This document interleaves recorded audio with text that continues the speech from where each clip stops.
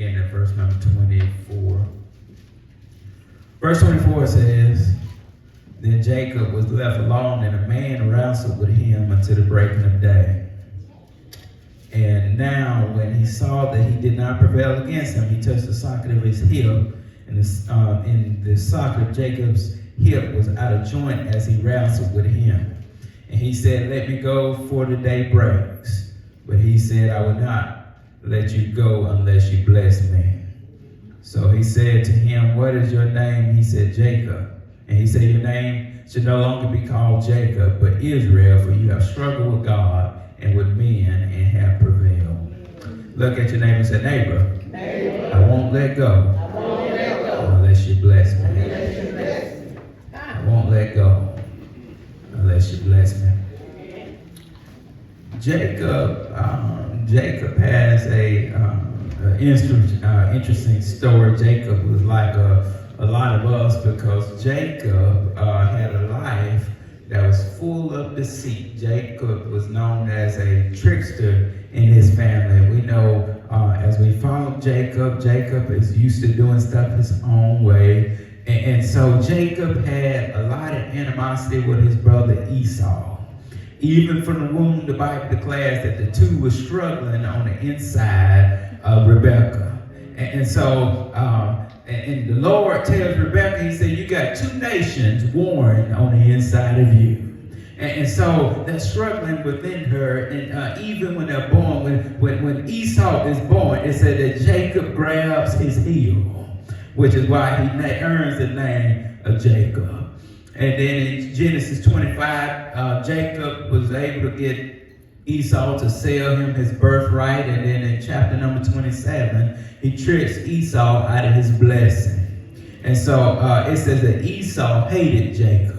And so a lot of us are like that. A lot of us are like Jacob and Esau, where we can't get along with our family. We come from some dysfunctional family. Y'all help me out. Y'all know y'all got some dysfunctional families. And some folks that can't even go sit at the dinner table, can't go to the family reunion because you don't get along with so-and-so. And some folks, you stay on the same street and all you do is ride past their house because y'all mama didn't get along. And so it's a lot of us that comes from some dysfunctional families. Here they are, they're fighting against each other, but then they don't fight against nobody else. And so a lot of us have some familiarity with that because we got some dysfunctional families. And so this first point is, I'm not the old me. And so it says that after Rebekah helps him to get blessed by Isaac, it said that Isaac is in old age, and so he can't see who he's blessing. And so his wife helps Jacob, because he's her favorite, helps him to receive the blessing. And so it says that after they did this, it said that Jacob was scared because Esau vowed that he was going to kill him. And so he said, Rebekah said, okay, you got to go stay with my brother Laban. And so I'm going to send you away so that you can stay with him. She said, it's only going to be for a few days until Esau can cool off. But it turns out that Jacob runs into a trickster himself. And he stays at Laban's house for 20 years. And a lot of folks have been running for some stuff because you're scared of what the outcome is going to be. But watch what God does in the 20 years that Jacob is gone. God is working on Esau. And so here it is that we've been afraid of going home. You've been afraid of going back to the way that things are. You've been afraid of facing the consequences, but God was already working it out. And so after 20 years, Jacob packs up his family, packs up his children, get Rachel and Leah and say, it's time that we head back to Canaan. And so after they take the possession and Laban pursues them, they come to this place that Jacob is familiar with. And so they have this encounter, and Jacob meets with Laban, and Laban decides that he's going to let him go. But then Jacob realizes after he finished dealing with Laban, he said, I got another issue that I have to deal with. And this issue has been lingering for 20 years. And I don't know how my brother is going to take me coming back. So it said that he gets his messengers, he sends them ahead to Esau. And so when the messengers returned, they said, well, we met your brother. And your brother's on the way. And not only is he coming, but he got 400 men with him. And it says, so Jacob gets scared because Jacob only has children and some women and a couple of servants, and the rest of the stuff that he has is donkeys and cattle. And he said, Lord, how are we going to stand up against 400 men? And Jacob is here trying to think about, he's thinking the worst. He does not know what Esau is going to do to him. He does not know what Esau has up his sleeve. So he is devising a plan because he doesn't want Esau to kill him.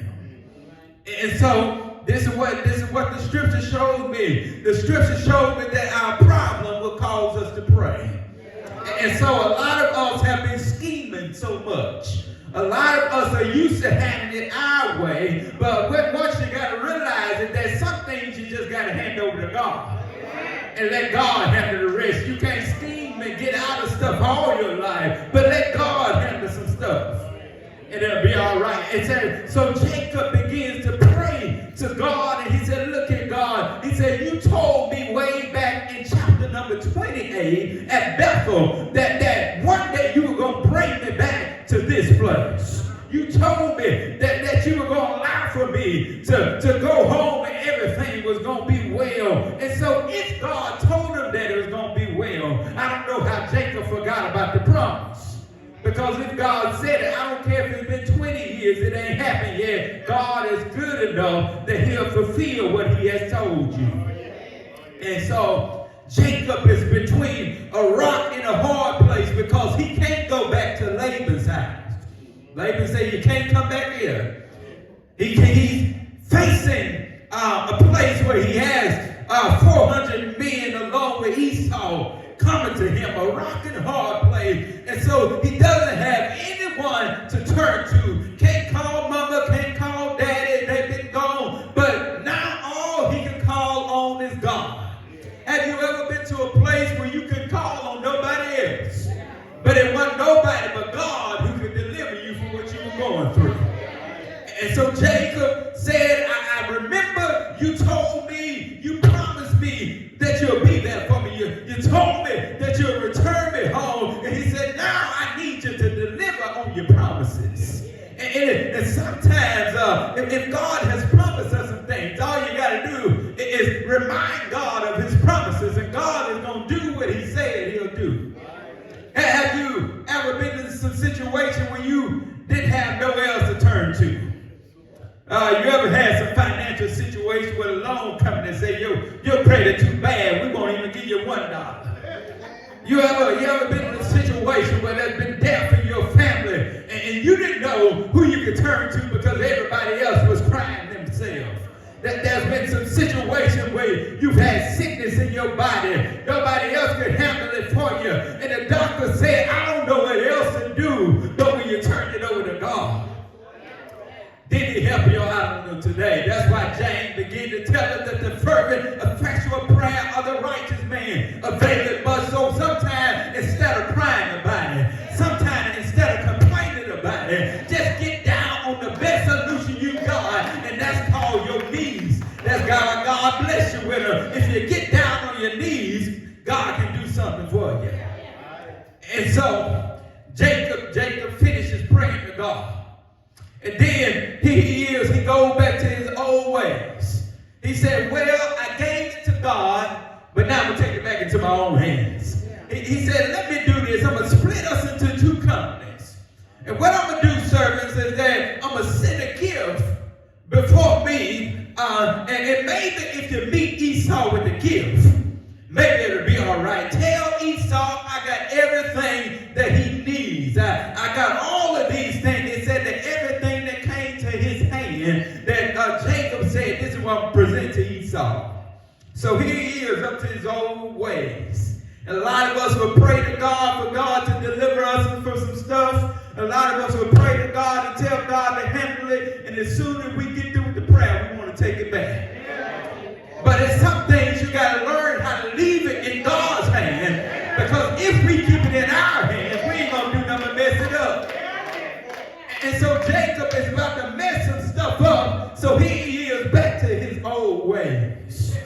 And Jacob here surrenders all of his possessions, but he had not truly surrendered himself to God. And a lot of our problems is that we got the possessions, but we ain't did nothing with ourselves yet. But until we surrender to God, God can't do nothing with the mess. And so this second point is put up a fight. So it said that after he sends his wife and his children away. Look at verse number, he's there at Jabril. If we look at verse number 24, from where we're coming from today, it said that after he had sent everyone away over the brook, Jacob is left alone. And sometimes that's our problem, that we need to get by ourselves in order for God to work with us. Too many of us have too many distractions around us. It's too many dogs barking and cats meowing, too many kids running around the house. And sometimes you just need to get to yourself. Sometimes you got to be left alone. Sometimes you got to get to a hopeless situation for God to truly get a hold of you. It says, so he gets by himself, and when he's alone, it said, and then the man wrestled with him. I want you to see something in the scripture. Jacob had been wrestling with stuff all his life. Jacob had been starting fights with people all his life, but now he's in the position where he was the one that started the fight. Sometimes God got to take hold of us in order for God to do something with us. And so the angel takes a hold of him and begins to wrestle with him. So Jacob is here. Jacob is just left alone. And the angel said, I need some stuff to change around about you, so I need to wrestle with you in order to change some stuff about you. And so Jacob was not expecting anything from God when he was left alone. But God said, you done prayed to me at this point. Now I need to truly change some stuff about you. And so a man wrestled with him until the breaking of day. And so God here is wrestling with him because he's expecting something from Jacob. And a lot of us have been wrestling with some things, and you didn't know why you were wrestling with it, but it was just God that was taking a hold of you. God needed to get a hold of us so that we'll know that we don't need to depend on ourselves, but we need to learn how to depend on God. Whatever you've been wrestling with, give it to God, and God will handle the rest. It says, so Jacob wrestles with the man all night long. He wrestles with him to the morning. And so Jacob is here. And when Jacob is wrestling with the man, it said that he sees that he did not prevail against him. So what God does, God said, I'm allowing for you to hold on. And there's a lot of us that have been holding on in the fight, but we haven't truly submitted to God. Some of us are in the fight of our life. And God said, wait a minute, I got one more trick up my sleeve. He said he touches his heel, knocks it out in the socket so he can realize this ain't no regular fight, but you fight against somebody that got more power than you. And then some of us have been down long enough where we needed to learn how to submit our will over to God so God can handle what it is that we're going through. And so this man said, I'm just letting you hang in the fight, but I need you to know who I am. And so he realizes that it's something about the touch that makes Jacob realize this ain't no regular fight. And so he said, wait a minute. And he said, wait a minute, I was holding on with my strength. I was holding on because I'm used to fighting in my life. But it's something different about this fight. It's a lot of us that have been fighting. And it's fine if we're fighting with God. It's fine for us to lose the fight. Because there's some things that we need to let God just handle in our lives. It's something about the touch that changes Jacob's perspective. And a lot of us need our perspective change in order for God to begin to handle our problems. A lot of us have been trying to handle it on our own. But it was something in the touch where Jacob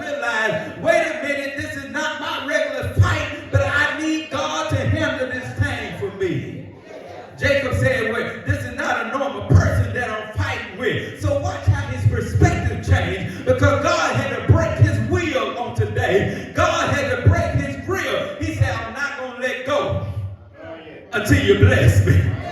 And so that's what God is telling us on today. God is breaking some of our will. God is touching something that's deeper than our hips. God is trying to touch your heart. And you say, wait a minute, God, I'm ready to give it to you. And so I'm not going to let go unless you bless me. And so it was something in the touch that changed his perspective. And so Jacob said, I'm not ready to fight you no more. I've been fighting this whole time, but now I'm just going to hold on. A lot of us have been fighting, but now a lot of us need to just hold on to the Lord. And if you just hold on to God, God will begin to change some stuff about you. So Jacob said, I'm not fighting you anymore, because now I realize there's a power that I need to just hold on to. And he holds on to him. And Jacob here said, now, wait a minute, I'm tired of my old tricks. I'm tired of fighting people. He said, now I'm at the point where I just need you to bless me. And have you ever got to a point where you're just tired of the mess? You're tired of the struggle. You're tired of the same old things. You're tired of the insanity. Now I'm at the point of just holding on. I don't know how I made it here on today. I don't know how I put my shoes on my feet. Barely made it into my clothes. But now, God, I'm tired of fighting. But I'm just holding on until you bless me. And if you ever got to that point in your life, Hosea described that as Jacob is struggling with the Lord, that he's at the point of weeping. Hosea describes in chapter number 12 that Jacob is crying. God has broken his will. God has broken his character. God has broken the old mold. And he said, now I'm just holding on. A lot of us have been used to fighting all our life. A lot of people got that old Miss Sophia fight mentality. I had to fight my mama. I had to fight my brother. I've been fighting all my life. And so a lot of us are so used to fighting, but get to the point of holding on. He said, yes, I found him in Bethel, and he spoke to me. And watch God did. Watch what God does. And so the scripture showed me that before God can deliver us from our enemies, he got to deliver us from ourselves. God can't use you until he's broken you from what you used to be. Don't come in here trying to tell me what you can't be if you're still stepping into the old mess. Until you let go of the alcohol, until you can let go of the drugs, God can move you forward to your destiny. God said, look, you worried about Esau, but I'm scared of you on today. A lot of us are scared of the enemy, but you need to be scared of the enemy, because it's a lot of us that's hurting our own self. And God said, if I'm going to use you, Jacob, I need to deliver you from yourself. A lot of us are hurting ourselves, but God needs to deliver us on today. God breaks his will. And he said, now I'm not going to let go until you bless me. This third and final point is a name change. The man asked Jacob, he said, what is your name? And this is what God needs to get us to, because a lot of us need to identify what we are now. And a lot of us need to identify what we used to be. Don't be scared to say what you used to be, because I'm worried about what God can make me into. And he said, my name is Jacob. And he said, that's good on today, because your name will no longer be called Jacob, but your name shall be called Israel, because you will struggle with God and men and have prevailed. And is there anybody in the building on today that can admit that God had to change some stuff about you, because for him to truly use you, it was some stuff with the old name that had to be changed. He was a cheater. He was a supplanter. He was a deceiver. And God said, now I got to take you out of that mess and give you a new name. And I'm so glad that God came in one day and changed my name. And there's too many people that got some mess associated with your last name. A lot of us going by Peanut, Pookie, and everything else. But that's what you used to go by when you were sleeping with other people's women. That's what you used to go by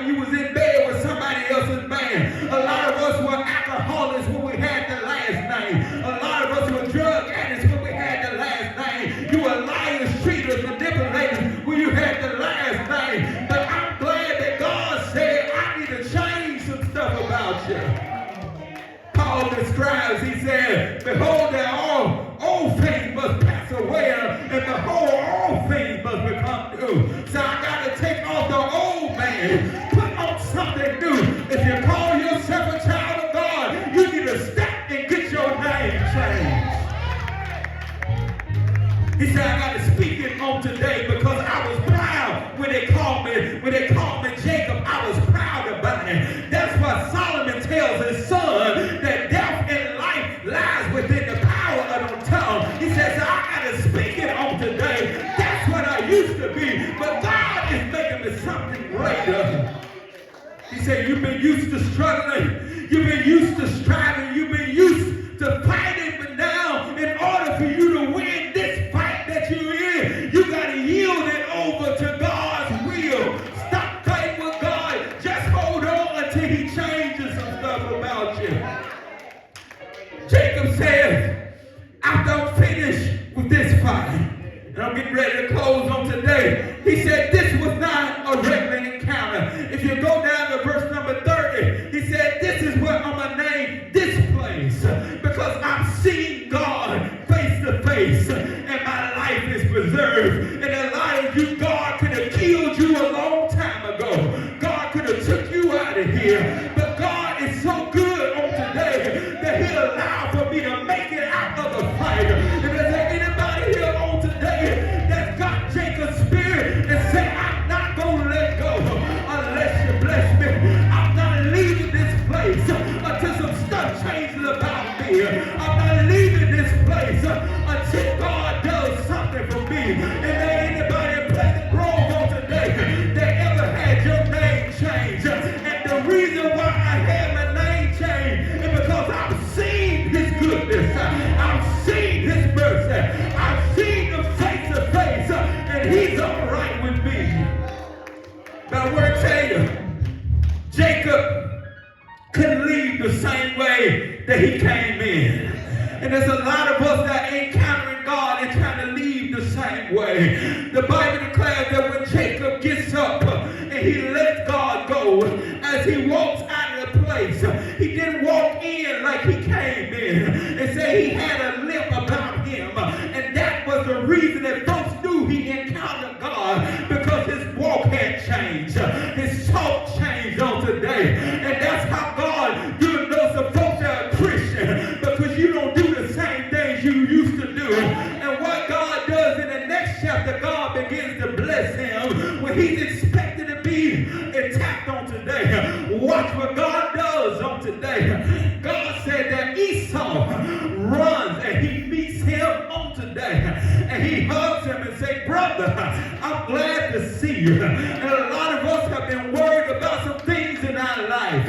But this is why I can't Pleasant Grove and speak to you on today. Stop worrying about the problem and just fix yourself. And God will change some things around. Stop worrying about the enemy, because God needs to change some things about you on today. It said that he runs to Jacob and say, I'm glad to see you after so many years. I'm not worried about this old beef that we had. He said that I found God, and I'm glad that he worked on me. And I'm so glad that the things I've been worried about, God was already working on them. And I'm glad that folks didn't treat me bad for what I did to them years ago. But I'm so glad that when I encountered God, God changed some stuff about me.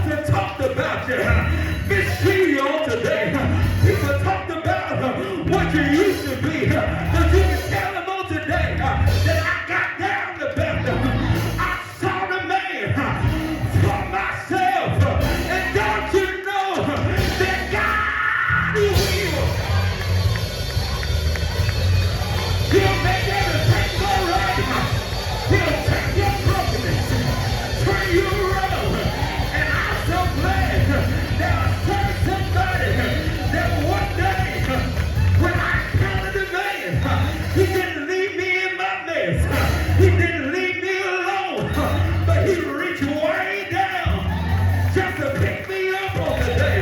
And this God that I serve loved me so much that he commanded his son to come down to an old rugged cross. They nailed him in his hands, they nailed him in his feet, beat him all across his back, just so I can have the opportunity to beat him on today. He hung his head and then he died. Everybody know he died on today. They took him down to a borrowed tomb where he laid down that first day. He laid down that second day. Then he heard I was coming down the line because he got up. Somebody say he got up with all power in his hand. I'm not gonna let go. I'm not gonna stay in my bed, but I'm not gonna let go until he bless me. Is there anybody got to take the part on today? You can do it, come wrong. Some say you can change on today, but I'm glad. Somebody say I'm glad that I found Jesus, and he will make everything all right. This Jesus that I found said if I be lifted up, I'll draw all men unto me. And somebody look at your neighbor and say the reason I'm here, the reason I'm standing, the reason I'm fighting here is because I've been holding on.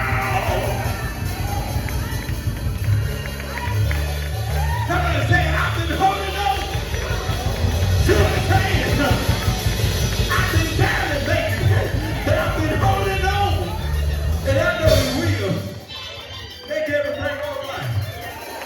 Somebody been in the fight in your life. Just hold on. I'm not going to let go until he bless you. I'm not going to let go until I see some kind of change.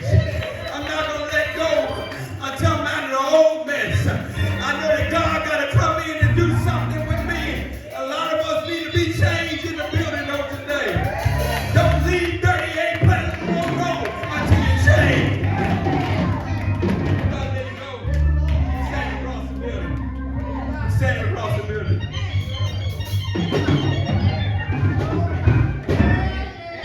I need the Lord to change me. I've been in the fight of my life. I'm used to fighting people, but I need God to change me. I'm just holding on. And he said, Jacob, you used to fight against me. You used to fight against people. He said, but now you struggle with an angel. And you prevailed. The reason why he prevailed, he didn't win the fight, but he prevailed because he gave it over to God. He realized there was some strength that was greater than his strength. And that's what we got to get you on today. Stop fighting everybody. Stop doing it yourself and hand it over to God. He had to break Jacob's will by touching his heel. He said, you ain't in a regular fight. And that's what I need you to know on today, because some of us have been worried about the fights we've been in. But some things are just ordained by God. God is trying to get us to the point where we can glorify him on today. Stop handling on your own. Don't be like Jacob. Don't leave the prayer place and take it back into your own hands. He said, you gave it to me, then you took it back. A lot of us have given problem to God, then we take it back. But you got to leave it in his hands. We're done. Come to Jesus. Come